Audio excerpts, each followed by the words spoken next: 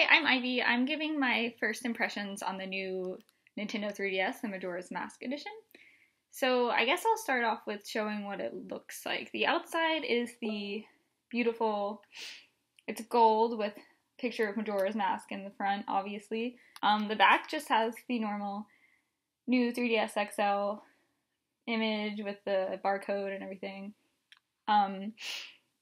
So just looking at the outside, all of the edges are black except for the curves around the covers, the faceplates. So unlike the previous 3DS, the new one has 2 trigger buttons on each side. Also, it has a cute little cell phone strap spot. It looks like it can still be plugged into a charging dock if anybody still uses those. I stopped using mine a while ago. So the bottom of it is now where the game cartridge is, which used to be at the top. Which used to be at the top of the old one. The pin slot is now on the bottom. Power button is on the outside at the bottom. It doesn't stick out that much, so I wouldn't be too worried about accidentally having it like pressed while it's in your backpack or your purse. If the 3DS is closed, you can press it and turn it on, but you really have to press it. Like, you don't have to hold it down, but it's not going to get bumped by anything. This is what the inside looks like. It's all black.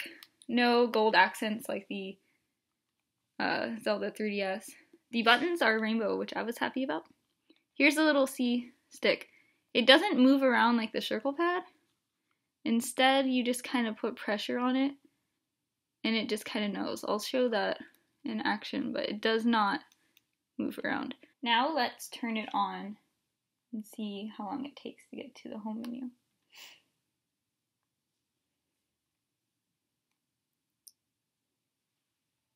And it still takes quite a while.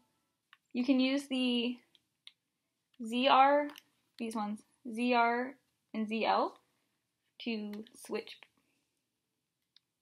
pages.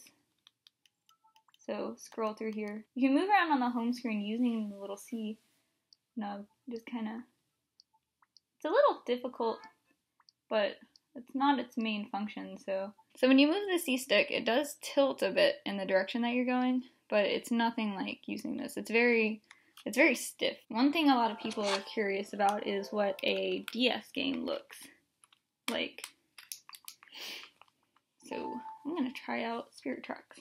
So it doesn't look terrible. Oops.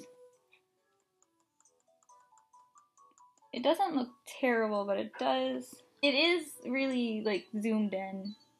It's like the old person version of a DS, basically. But you know, it's not too bad. So here's a cutscene from the new Majora's Mask. It's running just fine. There's no crazy lag. There's crazy glare, but that's my fault. It doesn't look overly pixelated or overly like zoomed in. I have the 3D at the highest level right now, and as I move my head around, every once in a while when I get out of a viewing angle or something, it'll glitch out for a bit, but I can actually see the 3D really well, thanks to the super stable 3D.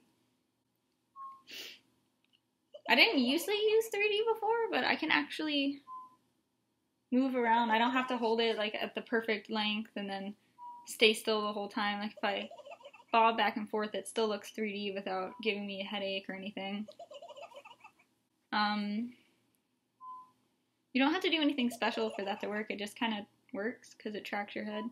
When you're looking at it, like you can turn it to the side and then turn it back to you, and you'll see it fix itself because it knows that you're in range now, and it'll watch your head. It's really neat. When you set up the 3DS, it tells you about this. You don't really need to set up head tracking or anything. It just kind of does it. I think you can turn it off. It is very neat. I might actually use 3D now. I didn't use it before because of how uncomfortable it was to use, but we'll see how that goes. Something that is good to know is that taking the back off, You need a very small screwdriver, but not too small. This one works just fine for me. So to take it off, you're going to unscrew these tiny little screws at the top of the back. And then you're gonna pop it off using these little indentions right here on both sides.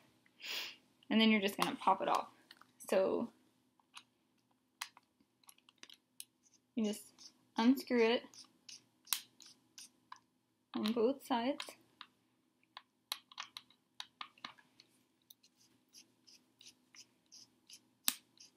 And then when you're done, you're going to take it on the side to the little indentation, and you're going to pop it up like that. And it will come off here. If there's any tightness around here, the screw is not undone. And you don't want to try to force it because it'll just pop off. So same thing over here. Just pop it up and it will just come up. So the next, once they're both popped up, you can kind of just like push up here and it'll just come off. The back of it has a battery, which is replaceable. Then the SD card is here, the micro SD card. So to replace the micro SD card, you have to take the back off. So putting it back on is super simple. You just take the case and then just kind of align it. And then you just screw it back in. Another thing is that, I guess something that some people worry about is how comfortable it will be with small hands. So I have little baby hands. When I hold the 3DS comfortably, I can't reach the middle of the screen, but that's okay. You can just like go to the inside. I haven't had any troubles with it yet. I'll have to see over time how it goes with like cramping, because my hands, playing on the little 3DS, it would cramp my hands sometimes.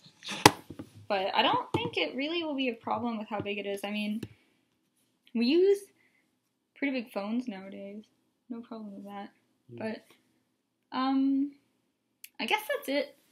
I think I'd like to do some comparisons with load times or comparisons with different games and stuff. See what Majora's Mask holds that for the for the new 3DS that it doesn't have in the old 3DS. I guess if anybody has any questions, feel free to ask me. I can answer them. And that's it. My first impressions are that I like it. I like it so far. I think it feels extremely nice. It's very smooth, super shiny. It's round. It's not pointy at all. It doesn't hurt to hold it. But this is a first impression, so things may change over time. But yep, okay.